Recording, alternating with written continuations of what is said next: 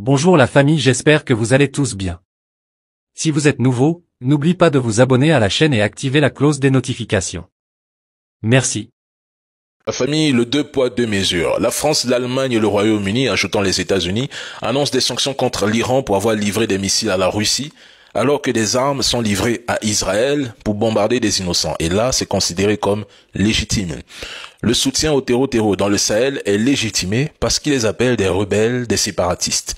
Leurs armes, livrées à l'Ukraine, finissent par se retrouver au Sahel. Personne n'en parle. Ils imposent des embargos à tout va, empêchant les pays africains de s'armer pour lutter contre le terrorisme qu'ils ont eux-mêmes créé dans un seul but précis, rendre nos pays instables et ingouvernables. Quand ils ont volé des armes à l'Iran pour les donner à l'Ukraine, pourquoi n'ont-ils pas sanctionné l'Iran à ce moment-là? Ces mêmes pays peuvent tranquillement livrer des armes à un autre pays qui commet un génocide, mais empêchent les autres de faire de même. Cela fait des décennies que ces nations occidentales sanctionnent des États souverains.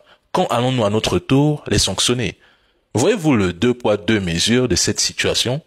Il faut sanctionner les autres, mais lorsque vous voyez cette image qui s'affiche ici, non, il ne faut surtout pas sanctionner tous ces pays qui alimentent la guerre en soutenant l'Ukraine, qui n'est ni membre de l'OTAN, ni de l'Union européenne. Donc, si vous soutenez l'Ukraine, les autres ont aussi le droit, voire le devoir de faire de même. Les Occidentaux doivent comprendre un moment que le monde ne tourne plus autour d'eux. Les gens ne sont plus dupes. Si certains choisissent encore d'être manipulés par ce système qui s'effondre au prix de quelques billets verts, d'autres ont simplement décidé de se réveiller et de faire face.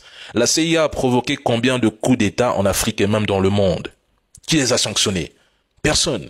Nous attendons toujours que W. Bush, Netanyahu, Clinton, Dick Cheney, Barack Obama et toute leur bande soient jugés à La Haye, du moins qui partagent une même cellule.